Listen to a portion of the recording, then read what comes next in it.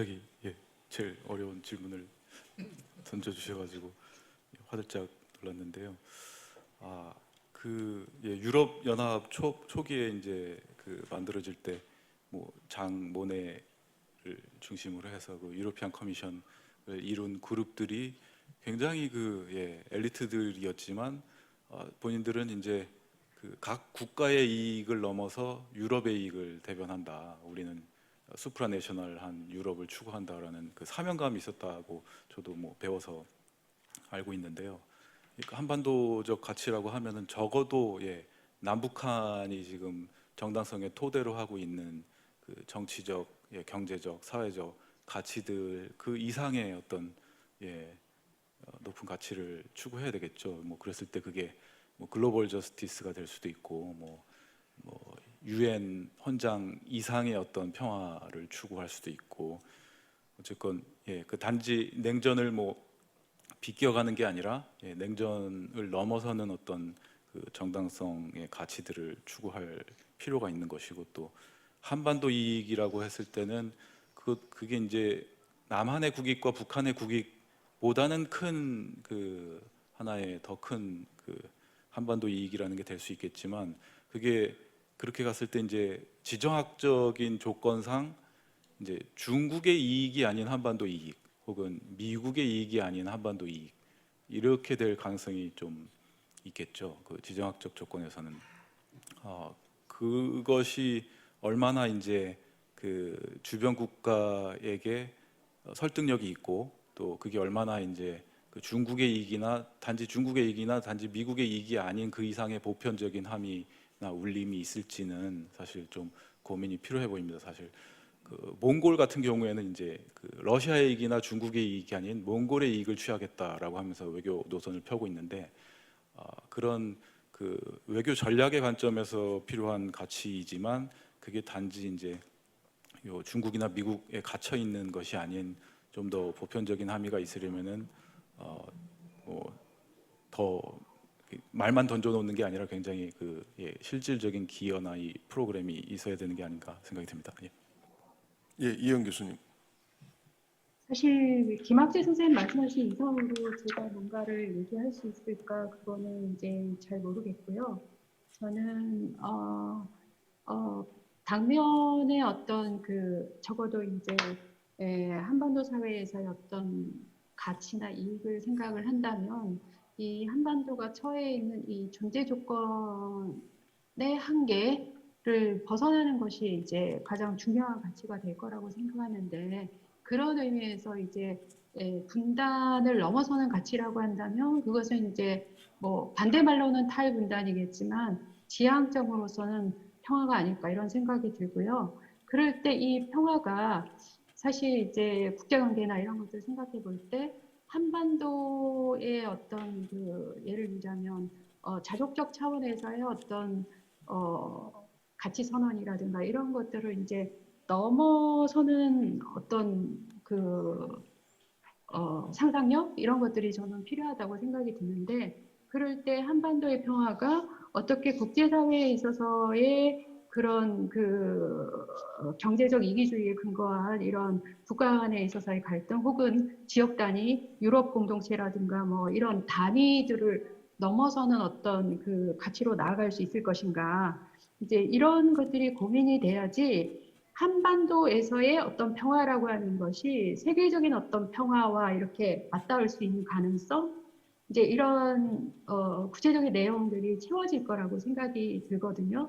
그래서 사실 마지막 남은 분단 국가로서의 어떤 평화의 실현이라고 하는 것이 한반도의 어떤 갈등을 종식시킨다라고 하는 지정학적인 어떤 지역 내에서의 어떤 평화가 아니라 그것을 넘어서는 평화의 가치를 가진다고 하는 것을 우리 내부 안에서 아까 이제 한반도 사회를 이야기하기도 했었는데 그런 담론들을 적극적으로 실천을 통해서 상상하고 만들어내는 것이 굉장히 필요하다고 생각이 들고 그랬을 때 이 평화의 기반이 되는 거는 저는 개인적으로 아까도 이제 많이 저희가 얘기를 했지만 남북한 사이에 있어서의 어떤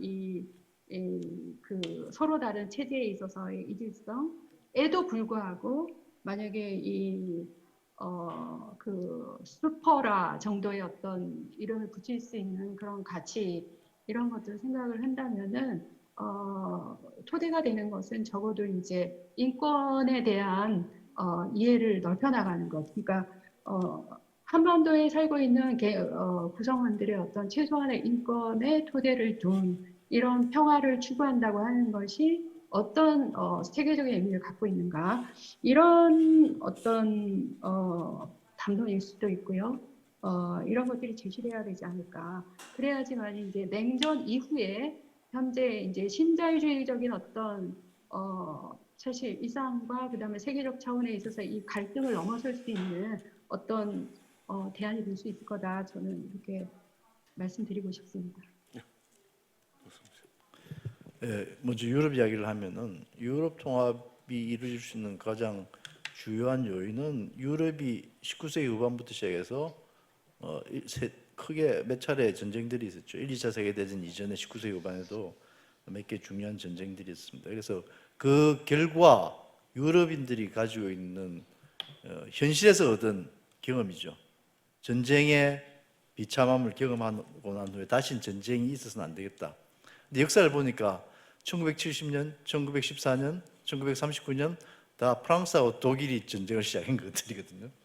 그러니까 유럽에서 다시 전쟁을 일으키지 않을 수 있는, 일어나지 않게 만들 수 있는 방법은 독일과 프랑스가 화해한 수밖에 없다. 슈만 프레인의 기본이고, 이건 슈만뿐만 아니라 처칠도 그랬고, 당시 2차 세계대전이 끝난 직후에 유럽의 정치가들이나 지성들이 다 이야기했던 부분입니다. 그래서 사실 유럽 통합이 시작됐을 때 프랑스, 독일만 할 수 없으니까 이 이태리하고 베네룩스 삼국 시작인 거 아니겠어요?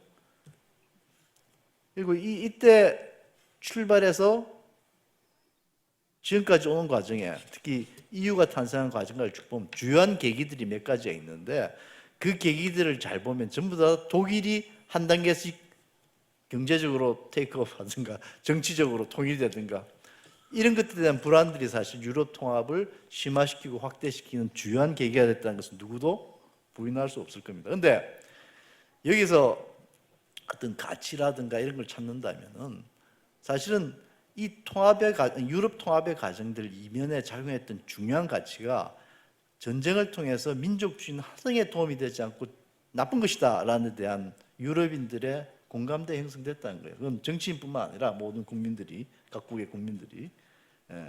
그리고 그 통합 과정을 통해서 사실은 내세울 수 있었던 게 뭐냐면은 그 사람들로 하여금 그게 공감하게 만들 수 있었던 게 뭐냐면은 번영과 복지 같은 것들, 경제적 이익들이었습니다. 자, 그렇다면 한반도로 이제 눈을 한번 돌려봅시다. 비슷하게 해본다면은 우리는 유럽 같은 경험을 한 게 아니라 계속 두드려 맞는 경험을 많이 했어요. 강대국, 일본과 중국과 이런 틈새에 끼어가지고 역사적으로 또 지정학적으로 굉장히 현실주의 시각을 갖고 있습니다. 그러니까 우리는 저항적 민족주의라는 게 있어요. 요즘 우리가 이제 경제적으로 번영하면서 물건을 많이 팔고 하다 보니까 글로벌리즘, 민족주의가 항상 좋은 건 아니라고 이야기하는 것을 사람들이 이제 깨닫기 시작했습니다. 그래도 일본에 대해서는 민족적 감정은 여전히 분출하고 있죠. 중국도 마찬가지지만. 그러니까 저는 이 부분에서 우리가 앞으로 통합을 하고 우리가 나아갈 때 뭐 남북한 간에 한반도에서 어떤 사회가 된다면 그 가치가 뭐야 되냐 하는 거와 관련해서 일단 민족주의를 극복하는 것이 굉장히 중요하다고 생각돼요.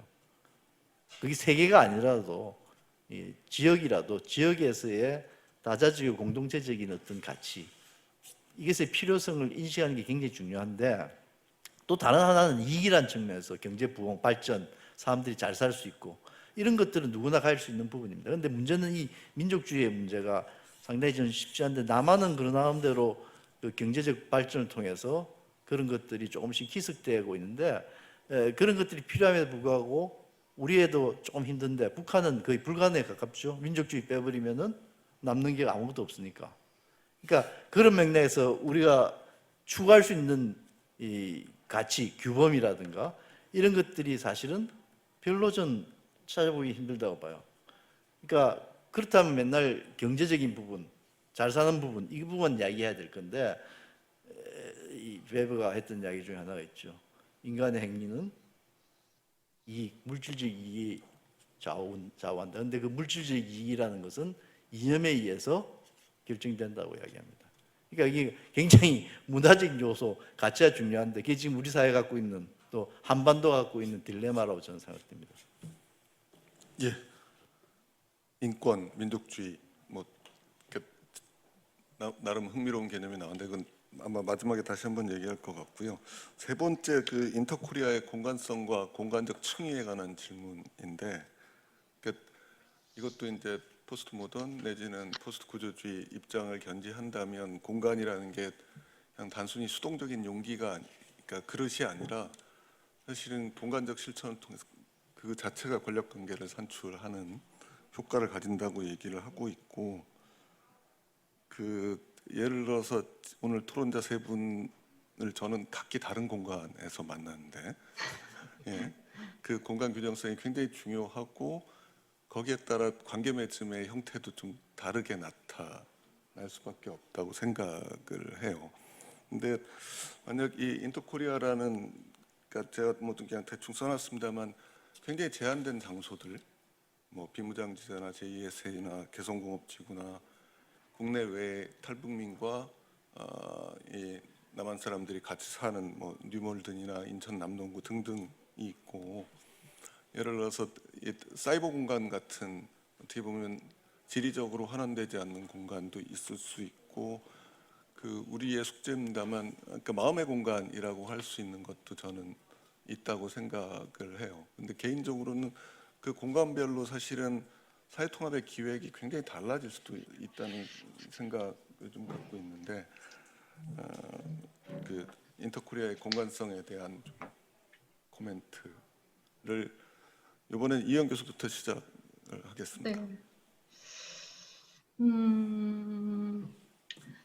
저는 사실 제가 그 분단이나 분단의 경험에 대한 연구들을 하면서 얻게 된 그런 생각이라고 할 수가 있는데요. 사실 이제 분단은 어떻게 보면은 영토화 되어서 혹은 정치체 안에서의 어떤 그 대립 이런 걸로 생산되어져서 여기에서 이제 이 지금 연구단에서는 마음의 지지락 이런 표현들을 쓰고 있는데 퇴적되어져서 다양한 결을 가지고 있고 층층이 어떤 켜켜이 쌓여 있다 이런 관점을 가지고 있는데 실제로 그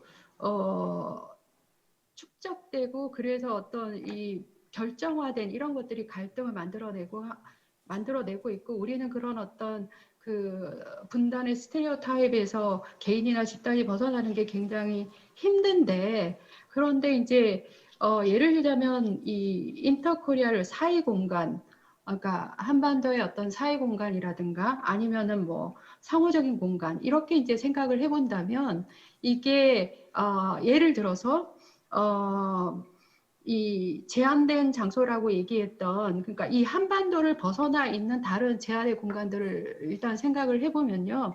예를 들어서 이제 베를린이나 아니면 독일에 있는 그 주민 한반도 출신의 이주민들이죠. 오랫동안 정착해 오신 분들. 그런 분들 사이에서 이렇게 녹아 있는 그런 경험이나 이야기들을 들어보면 실제로 이 한반도 남쪽에서 살아왔던 저의 경험으로는 상상하기 어려웠던 그 접촉이라든가 또는 이 사고라든가 이런 것들을 느낄 수가 있는데요. 그랬을 때 인터코리아라고 하는 이 공간성은 우리가 한반도 남쪽에 있음으로 해서 이렇게 갇혀진 채로 우리 안에 퇴적되어진 이런 어떤 사고에 있어서의 분단성 이런 것들을 다르게 볼 수 있는 그런 어떤 가능성의 공간이다. 저는 이렇게 보는데요. 예를 들어서 주권적 권력이 우리에게 강제하고 있는 어떤 그 권력의 작은 파열음 또는 어떤 탈구 이런 것들을 경험할 수 있는 공간이 아닌가 이런 생각이 듭니다. 예를 들면은 제가 2018년에 연구년으로 베를린에 있었는데 그때 무슨 일이 있었냐면 정치적으로 굉장히 이제 분위기가 좋던 시기였었기 때문에 가능했던 거라고 생각이 드는데 베를린 주재 남한 대사와 베를린 주재 북한 대사가 6.15를 기념하는 주민 모임을 열었어요. 그래서 저는 이런 것도 가능하구나. 일단 이게 이제 한반도라면 아마 불가능했고 또 한반도에서는 의미가 없었겠죠. 근데 한반도라는 공간을 벗어나서 어쨌든 공식적으로 이제 그 베를린 주재 대사라고 하는 그 위치에서 적어도 이런 합의가 가능했다는 것이고, 그 모임은 상당히 소박한 거였어요. 그러니까 그 베를린 그 미테라는 곳에 있는 어떤 교회 공간을 빌려서 소박하게 그곳에 살고 있는 남한 출신의 이주민과 또 북한에서 오신 뭐 공관원들 또 그와 관련되신 분들이 만나서 6.15의 의미를 따진다든가 이런 거였는데, 그때 그 모임에서 모든 사람들에게 굉장한 어떤 그 임팩트를 줬던 거는 뭐냐면, 실제로 그 북한 주재원들의 자녀들이 급조해서 만든 합창단이었어요. 합창단이 나와서 노래를 불렀는데 엄청나게 못 불렀어요. 합창단이라고 보기에는 너무나 엉성한 거였는데, 이제 그런 모습을 보면서 사람들은 뭐냐면 정말 우리가 이 분단으로 해서 정말 어떤 극도의 갈등이라든가 통일은 정말 요원한 것이라고 느꼈던 걸 한순간에 무너뜨리면서 우리가 이렇게 가깝게 만날 수 있구나를 감각할 수 있었다는 거죠. 그런 차원에서 저는 예를 들자면 여기서 이야기하고 있는 비무장지대라든가 아니면 개성공업지구에 대한 연구들도 그동안 진행한 걸로 알고 있는데요. 그 다음에 이제 우리가 남한사회 안에서 북한에서 오신 분들을 직접 내지는 간접적으로 만나게 될 때 북한에 대한 이해라든가 혹은 같은 인간으로서의 어떤 공감을 갖게 되는 이런 가능성들은 어떻게 보면 이런 그 국가적 권력의 대립 안에서 상상할 수 없었던 것을 경험하게 하는 그런 어떤 탈구의 공간이자 가능성의 공간이다. 저는 일단 여기까지 말씀드리겠습니다. 예. 그 장소를 생각하면 사실 우리가 뭐 사회 통합이나 정치 통합이나 마음 통합 생각하는 것보다 더 암담하죠. 사실은 어떤 서로 편하게 만날 수 있는 공간 자체가 전혀 없고, 공간 자체가 없을 뿐만 아니라 지뢰가 깔려 있고 그 군사적인 그 갈등 자체가 뭐 그대로 다 보존돼 있기 때문에 너무 더 암담한 느낌이 드는 부분이고요. 뭐 이희영 선생님 말씀하신 것처럼 그러니까 어떤 서울이나 이런 도시 공간에 있을수록 어떤 그 공간을 생각하는 그 사고 방식 자체가 굉장히 제약되는 그런 그 사고의 제약을 주는 것들 안에 있는 상황이 생각이 듭니다. 예전에 국어 선생님 같이 가셨던 그 아일랜드 코리밀라 공동체 같은 경우에도 그 내전 수준의 갈등이 있었지만 양쪽에서 편하게 와서 만나서 얘기할 수 있는 그 수시로 갈 수 있는 공간 같은 것이 없는 거고요. 판문점 같은 공식 외교 장소밖에 없는 거고, 또 뭐 단둥이나 압록강에 갔을 때 느끼는 이 우리나라의 지형에 대한 그 대륙과 연결된 그런 감각 같은 것도 여기서는 뭐 전혀 생각해 볼 수 없는 거고, 그런 것들이 너무 큰 제약이 있다라는 생각이 듭니다. 근데 뭐 선생님 너무 다 잘 아시는 사례인 그 뉴몰든 같은 경우는 참 너무 럭셔리한 공간이 아닌가. 너무 일단 기본적으로 체제 갈등으로부터 벗어나 있는 공간이고, 그곳에 가신 분들이 어떤 그 굉장히 절박한 어떤 심정으로 어떤 망명 같은 그런 이주를 하신 게 아니라 어떤 대체로 좀 더 나은 그 자녀 교육을 위한 이주를 선택한 곳들이고, 그곳에서는 너무 평화롭게 살 뿐만 아니라 이제 너무 또 협력적으로 살고, 또 오히려 북한 분들이 훨씬 더 그 적극적으로 그 공동체를 조직하면서 그 사회에 기여하고 그 살아가신 얘기를 들었는데요. 그런 공간적 제약이 너무 크게 이 사회를 억누르고 있다라는 생각이 들고, 사실은 남북이 DMZ에 대한 그 수많은 얘기를 해왔지만 글쎄요, 뭐 개성공단도 겨우 열었다가 또 닫혀버렸지만 어떤 제3의 공간을 뭐 자유특구만 지정할 게 아니라 어떤 같이 살아보는 그런 경험이 가능한 공간도 사실은 뭐 고성이라든가 경기도에서도 뭐 생각을 했었던, 강원도에서도 생각했었던 것 같은데 그런 공간이 있으면 좋겠다는 생각이 들고요. 그게 없는 상황에서 지금 뭐 이 사이버 공간 얘기를 해주셔가지고 저도 그럼 웹사이트가 서로 남북 사람들이 가서 자유롭게 토론할 수 있는 웹사이트가 있으면 얼마나 좋을까라는 생각도 해봤지만 그게 이제 뭐 바이두 같은 그 중국 사이트들이 어떻게 운영되는지와 또 네이버 같은 포털의 댓글이 어떻게 흘러가는지를 생각하면은 굉장히 또 그 안에서 충돌이 일어날 수도 있을 것 같은 걱정도 좀 들더라고요. 그럼에도 불구하고 지금 공간적으로 너무 제약이 돼 있기 때문에 미디어를 통해서라도 서로에 대해서 이해하고 같은 그 시간대를 같이 경험하며 살고 있다라는 그 뭐 베네딕트 앤더슨 같은 상상의 공동체라도 어떤 식으로건 만들어지지 않으면은 이 공간적 분리를 극복하기 너무 어렵겠다라는 생각을 하고 있습니다. 이건 순전히 제 질문에 대해서 답을 하기 위해서 생각해 본 겁니다. 그러니까 공간이라는 게 물리적 공간이든 그 마음의 공간이든 간에 관계를 맺고 있다면 그 관계에 대한 특정한 규범과 질서가 주어진 것을 의미한다고 생각합니다. 그런 맥락에서 보면 지금 남북한 간에 어떠한 공간이든 그 경직성이 글로벌한 차원에서 본다면 굉장히 높은 편이죠.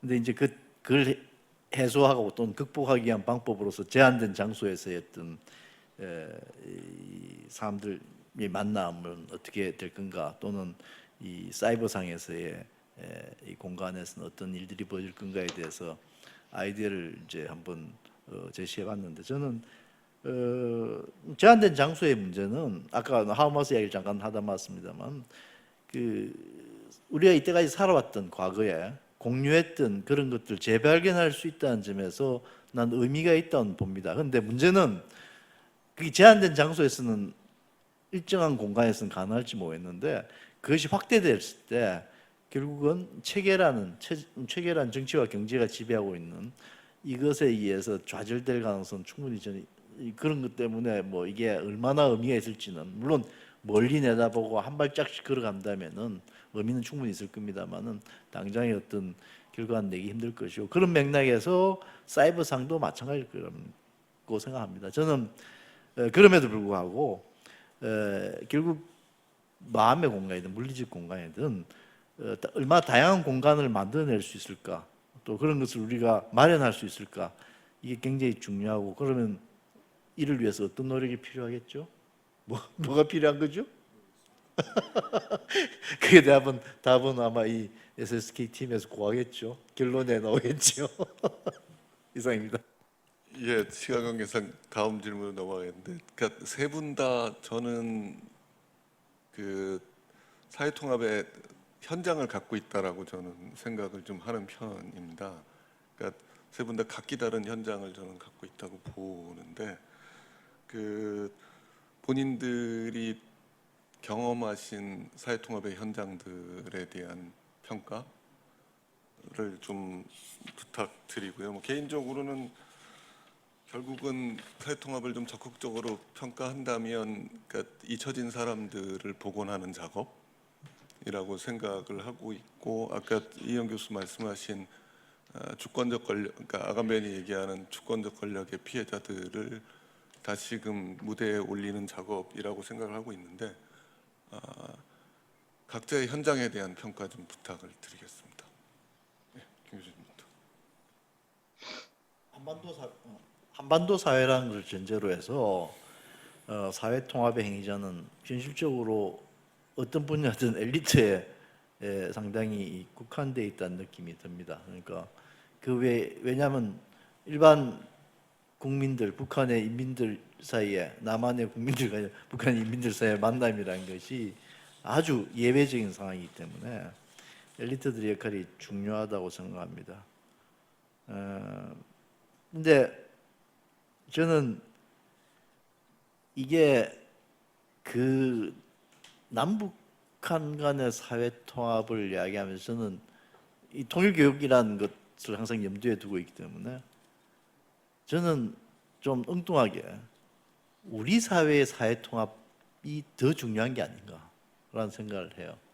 우리 사회 사회 통합을 해결하지 그 문제에 대해서 고민하고 어떤 대안들 지금 막 나눠져 있는 것 같은데 하여튼 이런 것에 대한 고민들이 뒷받침되지 않는데 남북한간의 사회 통합을 이야기하는 것은 정말 빌공짜 공론이 아닌가 하는 생각도 해봅니다. 그러니까 아까 마음의 통합과 뭐 마음의 공간 뭐 이야기를 하는데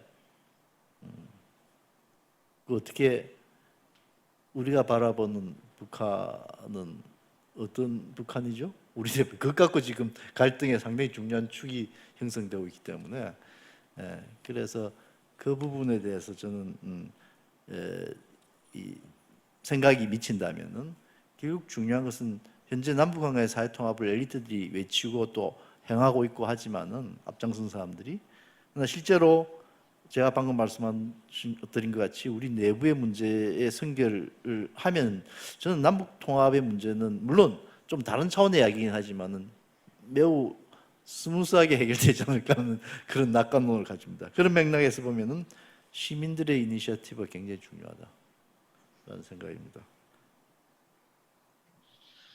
예, 이현 교수님. 일단 저는 얘기를 이제 저를 중심으로 해서요. 한번 얘기를 해보면 저는 이제 연구자이자 교육자이고 또 사회적으로 보면 저의 어떤 그 여성으로서의 존재 위치 이런 측면에서 제가 북한에 대한 이해 또는 분단 연구를 해왔던 경험들을 이제 돌아보자면은 첫 번째로는 이제 아까 그 엘리트의 역할이라고 말씀을 하셨는데 그 연구자의 입장에서 사실 탈북민에 대한 연구를 한다고 하는 것은 저의 표현을 빌자면 저의 이해의 지평을 넓혀나가는 과정이었고 어떻게 보면 제가 변화하는 과정이었다라고 생각이 듭니다. 그러니까 사실은 탈북민을 통해서 북한 사회를 알기 위한 것이었는데 실제로 그렇게 해서 이 구체적인 개인과 그다음에 북한 사회의 어떤 변화를 일정 부분, 일정 수준에서 알게 된다는 것이 곧 나에게로 돌아와서 내가 그동안 북한을 어떻게 이해해 왔나. 그러니까 연구를 시작할 때의 나와 연구 하나 프로젝트를 끝나고 나왔을 때의 나가 조금 달라져 있는 이런 경험들을 하게 되는데 그랬을 때 저는 아까 얘기했던 것처럼 그 좀 더 많은 시민들이 이와 같이 그 우리 주변에 있는 사실 그 북한 이주민이 한국 사회에서 갖는 그 의미는 저는 굉장히 크다고 생각이 드는데요. 그것의 가능성은 뭐냐면 실제로 우리가 갈 수 없고 알 수 없고 이렇게 타자화 시켜놨고 그렇기 때문에 이 낯선 존재로서의 어떤 낯선 존재에 대한 혐오감이 생길 수 있는 거리를 어떻게 보면 우리 일상 공간 안에 들어와 있는 이 북한 이주민들과의 인터랙션을 통해서 다른 방식들을 찾아낼 수 있는 이해의 폭을 넓혀나갈 수 있는 그런 가능성이 있다고 생각이 들고요. 그런 차원에서 이제 제가 교육자의 입장에서 생각을 해보면 실제로 굉장히 추상적 차원에서 이 사회통합에 대한 많은 이론적 얘기를 할 수 있지만 어떻게 보면 이 구체적인 어떤 한국 사회에 있는 그 북한 이주민이 대학생의 어떤 존재로서 우리와 같이 이야기를 나누게 될 때 갖게 되는 가능성은 저는 엄청나다고 생각이 들어요. 그랬을 때 연구자로서의 제가 이제 제가 그 독일에 있으면서 독일에서 난민 신청을 한 그 탈북 유지민에 대한 연구를 했었는데 그것의 결과는 이제 제가 개인적으로 또는 이론적으로 인식할 수 없었던 그 어떻게 보면 국가 간에 있어서의 이 국경이라고 하는 것이 갖는 이 폭력성 그리고 그 국경을 어떤 뭐 의도했던 의도하지 않든 그 국경을 관통하면서 이렇게 예를 들어서 북한에서부터 중국, 한국을 거쳐서 제3의 국가로 가고 있는 그 북한 이주민들의 이 존재 자체가 우리들에게 이 현대의 어떤 국가의 풍요성을 이해하게 하는 굉장히 중요한 의미를 가지고 있었다고 생각이 들고요.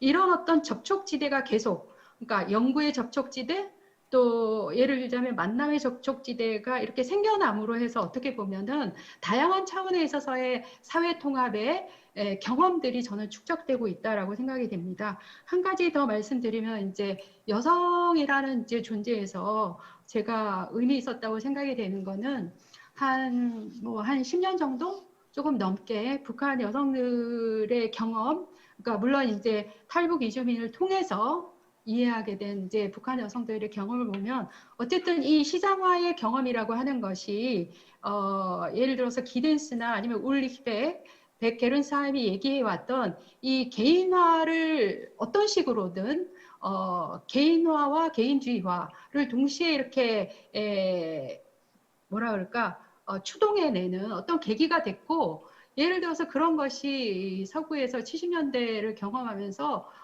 굉장히 이제 극단적 개인화, 개인화의 어떤 극단성 이런 이야기를 하는데 모양과 수준과 범위가 다르게 사실 한국 사회는 90년대 이후에 그런 문제에 봉착해 있고 많은 사회적 의제를 안고 있는데 동시에 북한도 비슷한 형태의 물론 이건 굉장히 다른 이렇게 막 일반화시켜서 얘기할 수 없지만 그런 경험들을 하고 있을 때 사회 통합의 관점에서 보면 우리가 이해의 지평 내지는 어떤 존재의 공통점을 찾아서 그 서로 간에 있어서의 어떤 격차를 줄여보는 또는 공통의 어떤 이해의 내용들을 만들어가는 과정이라고 한다면 그런 의미에서 저는 이제 여성주의적 관점에서의 이해의 폭 이런 것들이 앞으로 사회통합의 어떤 구체적인 계기들을 만들어내는 데 있어서 저는 의미가 있지 않을까 일단 이렇게 생각이 듭니다.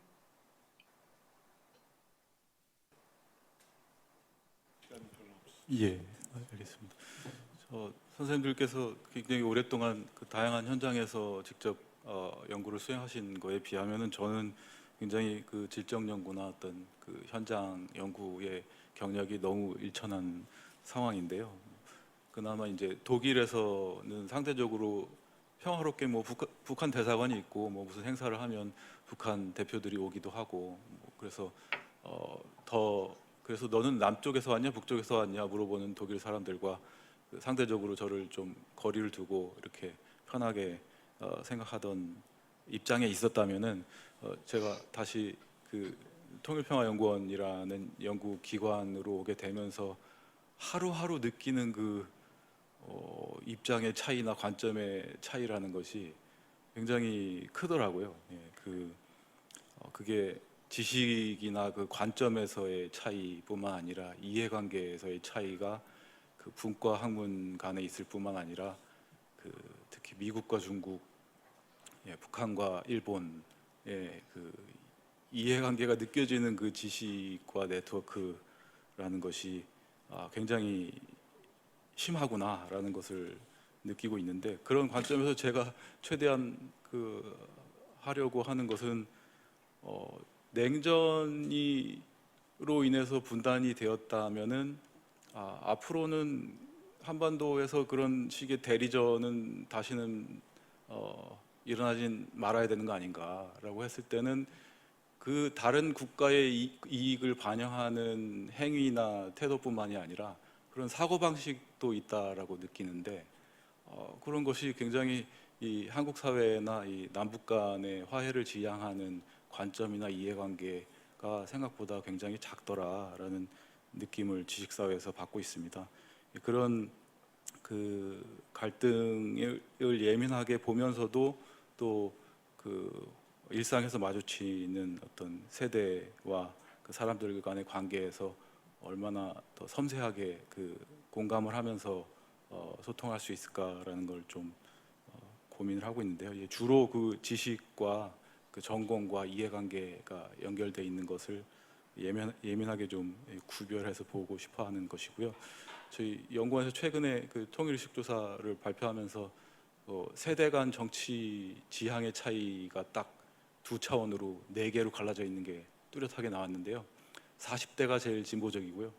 40대가 경제 문제나 통일 문제에 있어서 가장 진보적입니다. 그래서 그 세력이 대부분 민주당을 지지하고 있고요. 20, 30대가 최근 들어서 경제적으로는 진보적인데 통일 문제에 있어서 급격히 보수화되었습니다. 그러니까 더 이상 통일 문제나 남북관계 문제에 관심이 없어지는 거고요. 반대로 5, 60대에는 통일 문제는 굉장히 진보적인데 경제 문제에 있어서는 약간 보수화되는 성향이 나타나고 있습니다. 그 다음에 이제 야당 지지층인 60대 이상에서는 경제나 통일 문제가 모두 보수화돼 있고요. 그러니까 우리나라가 세대가 4개로 갈라져 있습니다. 그것을 어떻게 최대한 이 두 가지 문제에 있어서의 진보를 추구하면서도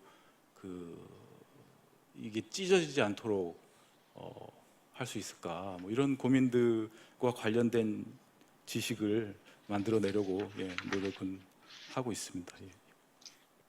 김학성 교수님.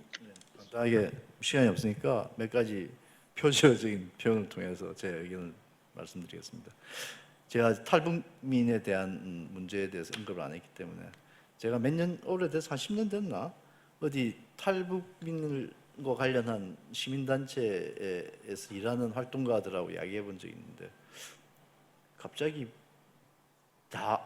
다문화주의적으로 접근한다 해서 내가 깜짝 놀랐어요. 어떻게 북한에서 내려오신 분들을 우리가 다문화주의적인 입장에서, 물론 그분들이 고민하는 것들이 있을 겁니다. 우리 문화가 워낙 다르기 때문에. 근데 그거는 더 이상 같은 민족이나 같은 나라가 아니었다는 걸 전제로 한다면 가능하지만 안 된다고 저는 말씀드렸고, 요즘은 모르겠습니다.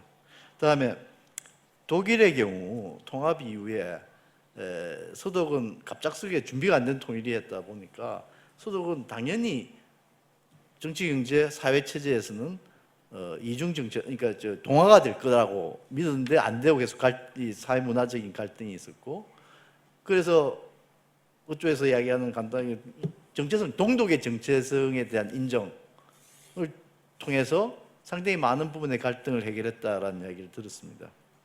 자, 우리 탈북민의 경우는 이 규모가 너무 작아서 이 문화 접변이 일어나서 일종의 새로운 하이브리드나 새로운 문화가 만들어지기 쉽지 않을 거예요, 그죠? 소수입니다.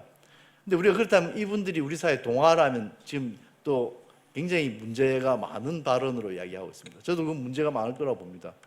그러나 저는 방법이 있다고 봅니다. 우리 사회가 그런 식이 아닌, 우리 사회 자체가 다중 정체성을 인정하는 그런 사회가 된다면은 그럼 보편적 가치나 인권이나 뭐 여러 가지 다름을 인정하는 그런 사회가 된다면 탈북민들도 그런 사회에 동화될 수는 저는 있다고 보거든요. 여기에 대해서 우리가 동화란 말에 대해서 너무 또 알러지 반응을 일으킬 필요는 없다고 생각합니다. 그러니까 결국 문제는 우리 사회의 문제를 우리가 어떻게 해결하느냐가 더 중요하다고 다시 제가 처음 말씀드릴 때 돌아가고 싶습니다. 이상입니다. 예, 김 교수님한테 좀 시간을 더 드린 거예요. 5분만 더 있다 끝낼게요, 김 교수님. 네, 그냥 마지막 질문인데, 그러니까 아까 한반도 평화로 가는 길을 둘러싼 여러 가지 쟁투가 있는데, 그러니까 2017년 말부터 재개된 한반도 평화 과정은 저는 연방주의적 접근이라고 생각하는 편입니다. 그러니까 아까 기능주의적 접근과 연방주의적 접근을 말씀하셨는데, 그 접근을 좀 선호하는 세력들이 여러 가지 단계를 설정하고 있는데 좀 시간이 없어서 질문을 좀 확 줄이면 사회통합과 경제통합의 관계를 어떻게 보시는지. 그러니까 경제통합이 시장통합을 의미할지는 잘 모르겠으나 그 둘의 관계에 대한 말씀 하나 하고, 두 번째로는 결국은 사회통합은 새로운 서사와 정체성을 만드는 일이라고 한다면 지금 어떤 서사와 정체성이 만들어지고 있고, 아니면 앞으로 무엇이 만들어져야 된다고 생각하시는지를 마무리 발언 겸 해서 해주시면 좋겠습니다. 김학조 박사님부터. 예, 아까 김학성 선생님도 말씀해 주셨지만 너무 이제 기능주의적인 통합과 이제 경제를 통한 통합 얘기가 많기 때문에 그것의 균형을 맞추기 위해서라도 이제 연방주의라든가 그 외의 다양한 통합의 문제를 제기하는 건 굉장히 중요하다고 생각합니다. 그리고 선생님 질문에서 사회통합과 경제통합의 관계는 결과적으로 뭐 하나의 시장을 만들려는 게 목적인가, 그래서 시장 통합이라는 목적을 위한 수단으로서의 사회 통합인가라는 것에서는 저는 반대하는 입장이고요. 근데 이제 그걸 이제 국가 통합 이론에서 이렇게 4단계를 설정을 하더라고요. 처음엔 엘리트들이 정치적 통합을 하고, 그 다음에는 2단계에서는 이제 대중들이 정치 통합이 되고, 3단계에서는 이제 경제적으로 하나의 통합이 되고, 마지막으로는 복지나 조세가 도입되면서 사회 통합이 이루어지는 게 국가 통합의 완성이다, 이렇게 정리를 하는데, 그런 측면에서 저는 그 정치 통합이 이제 그 사람들이 같은 정치적 권리를 갖게 하는 것이고, 경제 통합이 비슷한 경제적 기회를 갖게 하는 것이라면, 사회 통합은 그 이후에 어떤 식으로 격차나 차이가 발생하지 않게 끊임없이 하는 노력, 그러니까 끝없이 해야 되는 노력, 그 마지막, 그래서 통합을 깨지지 않게 하고 완성시키려는 노력이라고 생각합니다. 그러니까 단순히 그러니까 시장 통합의 어떤 수단으로서의 상하 통합이 아니라 끊임없이 해야 되는 어떤 것이고, 최근에 이제 데런 에스모글루 같은 사람이 이제 그 좁은 회랑이라는 책을 냈는데, 거기서 보면 지금은 모든 국가가 지금 뭐 세계화, 자동화, 뭐 기술화, 세계 지역 질서의 변동, 뭐 이런 SNS의 확대, 뭐 이것 때문에 엄청난 어려움을 겪고 있기 때문에 국가의 역량도, 이거에 대응할 수 있는 국가의 역량도 필요하지만 사회의 역량도 동시에 굉장히 커야 된다라는 정답 같은 얘기를 하고 있습니다. 근데 그거 자체가 너무 힘들고, 사회 통합의 의의라는 것은 그 사회의, 이런 상황에서의 사회의 자기 보호, 뭐 케인즈주의식으로 얘기하자면 그것을 위해서도 굉장히 필요한 관점이다라고 생각하고 있습니다. 그랬을 때 그 기능주의적 통합과 연방주의적 통합을 둘로 나누셨는데, 그걸 넘어서 이제 사회적 통합이라는 하나를 더 설정한다면은 결국엔 그게 가장 중요한 것이 될 것이다라는 관점을 택하고 있습니다. 예, 이현 교수님. 저는 이제 이제 김학재 선생의 마지막에 결국은 이제 사회 통합이 중장기적으로 지향하고 또 그것이 중요성을 갖는 어떤 프로세스라고 강조를 하셨는데, 이제 동의를 하는데, 근데 이제 하나만 이제 지적을 하자면은 아주 그 단순화된 이제 예를 들자면 성장이냐 분배냐와 비슷한 어떤 모델로서, 예를 들자면 이제 사회 통합과 경제 통합의 문제를 바라봐서는 안 된다. 예를 들자면 이제 개성공단이 우리한테 줬던 여러 가지 이제 함의들이 있다고 생각이 되는데요. 그랬을 때 이제 쉽게 사람들이 대중적으로 그렸던 그림은 뭐냐 하면, 남쪽이 가지고 있는 자본력이나 기술력, 그 다음에 북쪽이 갖고 있는 값싼 노동력의 결합, 그것에 의해서 뭔가를 생산해낸다. 이런 이제 경제적인 접근을 한 것 같고, 그게 이제 저는 뭐 다양한 의미에서의 함의가 있었다고 생각을 하는데, 그랬을 때 이후에 우리가 그 좀 새로운 모델로서의 어떤 평화로 가는 길을 상정을 할 때는 이와 같은 어떤 경제적 모델에 국한된 그런 과정과 경로가 아니라 동시에 이런 것들이 고려되어야 된다라는 생각이 듭니다.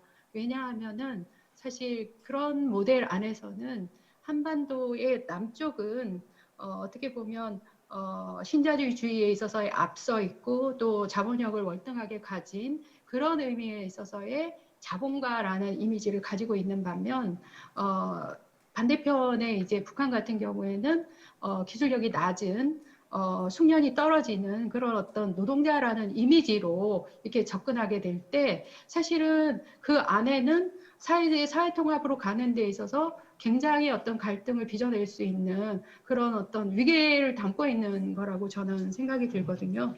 그런 의미에서 이 사회 통합과 경제 통합의 문제는 어쨌든 경제 통합이라고 하는 것을 모티브로 해서 사회 통합을 지향하기도 하고, 또 사회 통합이라고 하는, 예를 들자면 다양한 차원에 있어서의 만남을 통해서 그 안에서의 어떤 결과로서 또 경제적 이익을 만들어내는 이런 과정들이 서로 이렇게 지그재그로 오가면서 적어도 위계를 최소화하는 과정으로 결합되어야 될 거라고 생각이 들고, 그랬을 때 축적되어지는 우리가 지향하는 바의 어떤 서사적 정체성이라고 하는 것은 후에 경제에 기반을 둔 상호 교류였다라고 하는 것, 특정한 한쪽이 한쪽을 경제적으로 수탈했다라든가, 그게 비록 이제 명시적 언어의 차원이 아니라 할지라도 결국은 이제 그런 것들은 상호적으로 느낄 수밖에 없는데, 그랬을 때 이런 어떤 뭐 예를 들자면 남쪽은 자본가 있고 혹은 더 우월한 위치에 있다라고 하는 이런 것이 아닌 방식에 있어서의 다양한 모델들을 생각을 할 때 어떻게 보면 사회통합이 가능해질 수 있는 그런 어떤 전환의 경험들, 이런 그런 기억들, 이런 것들이 저는 쌓이는 것이 아닌가 이런 생각이 듭니다. 그럴 때 예를 들자면 이제 의제 차원에서 지금 한반도 남쪽에서는 지금 사실 생태적 전환에 대한 이야기를 굉장히 많이 하고 있고, 또 신자유주의적인 어떤 한계를 극복하기 위해서 탈성장에 대한 이야기들을 굉장히 많이 하고 있는데, 이것이 우리의 굉장히 중요한 어떤 새로운 가치와 방향일 때 북한과의 어떤 북쪽에 있는 파트너와의 대화에서도 여기서는 한 단계 낮은 어떤 경제적 교류라든가 이런 것이 아니라 어떤 공통으로 지향하고 있는 한반도 차원에 있어서의 어떤 생태적인 전환이라든가 남녘 동포와 북녘 동포의 어떤 보건 문제를 극복하기 위한 혹은 성평등을 위한 연대라든가 이런 어떤 가치들을 공유해 나가기 위한 이런 것들이 모색되어야 된다라고 생각이 듭니다. 장소적 차원에서는 저는 적극적으로 한반도의 남쪽과 북쪽뿐만 아니라 아까 저희가 인터코리아 이런 이야기도 했었고 한반도 사회 이런 이야기를 했는데 영토를 벗어난 어떤 새로운 경험이 실제로 지금 당장 어떤 직접적인 결과를 낳지 않는다 하더라도 그것에 대한 경험과 기억이 축적됨으로 해서 이것이 새로운 어떤 상상력을 만들어내고 경험의 토대가 될 거라고 생각을 합니다. 네, 이때까지는 제가 제 정체를 숨기고 있었다고 보는데 정치학자로서 지금 이 문제에 대해서는 간단히 답드리겠습니다. 경제통합은 주체가 국가입니다. 사회통합은 주체가 사회고 개인일 수 있습니다. 저는 한반도 현실에서 사회통합을 통해서 경제통합을 할 가능성은 굉장히 지극히 낮다고 봅니다. 경제통합을 통해서 그 다음에 사회통합이 올 겁니다. 그때 우리가 고민할 거는 트랜지션 스틸, 그러니까 1990년대 동유럽 전환, 체제전환 상황에서 이것을 쇼크 테라피를 할 것인지 그래듀얼리즘을 할 것인지 이게 우리 상황에 어느 게 맞는가 그때 대해서 판단하기 굉장히 중요하다고 생각합니다. 이상입니다. 그 동유럽에서 사실 네, 이현 교수님 뭐 독일 통일 이후에 굉장히 그 경제적 흡수 통일에 대한 그 비판이 굉장히 많이 있었고, 예를 들자면 뭐 그 신탁 그 회사라든가 이런 모델이 가지고 있었던 한계들을 굉장히 많이 얘기하지 않습니까? 그랬을 때 이제 이 경제 통합이라고 하는 것 안에 어떤 모델을 만들어낼 것인가에는 사회 통합적 마인드, 정신, 가치가 들어가야 된다라고 저는 강력히 지적하고자 합니다. 예, 그게 그래듀얼리즘입니다. 그게 그래듀얼리즘인데 이제 그랬을 때 다른 동유럽 국가에서 그래듀얼리즘을 가져오다 보니까 눈물의 계곡을 거쳤습니다. 사람들이 불만이 엄청나게 많았거든요. 사회통합을 굉장히 저해했어요. 그러니까 이게 이 과정이 굉장히 윤리적인 방법이라 해서 모든 사회통합에 플러스 되느냐는 또 다른 차원의 문제라고 봅니다. 그러니까 정치학자들이 하는 이야기입니다. 이건 사회학자 이야기가 아니고. 알겠습니다. 근데 그러니까 경제학적으로 충격요법이 맞는가, 적절했는가, 점진주의가 적절했는가 또 여전히 논란거리고, 사실은 거기서 충격요법이나 점진주의 모두 체제 전환을 상정하고 있었던 거기 때문에 사실은 그 문제는 다시 첫 번째 질문, 통합이란 무엇인가에 대한 질문을 하게끔 하거든요. 그러니까 예. 지금 경제 통합의 시장 체제를 어떤 형태 지금 현재 현존하고 있는 것 외에 다른 어떤 하이브리드 체제를 만들어낼 수 있다면은 만들어낼 수 있을 거예요. 근데 그조차도 한꺼번에 할 것인지, 기존에 우리가 가지고 있는 관성이라는 것을 빨리 넘어갈 것인지 둘 중에 하나가 아니라 제 3자가 오더라도 그에 대한 이제 우리 고민들이 필요하다는 겁니다. 예, 그 이제 맞춰야 될 것 같거든요. 아마 김성 교수님 다음번에 한 번 더 얘기할 기회를 마련해 주시면 오늘 하고픈 얘기들, 못다한 얘기들 좀 더 할 수 있지 않을까 생각합니다. 오늘 그 마지막 라운드테이블 토론자로 참여해 주신 선생님들 그리고 지금 남아 계신 분들 유튜브로 보고 계신 분들께 깊은 감사드리면서 이 세션 마치도록 하겠습니다. 고맙습니다. 네, 이영 교수 수고했습니다. 네, 감사합니다. 감사합니다. 네.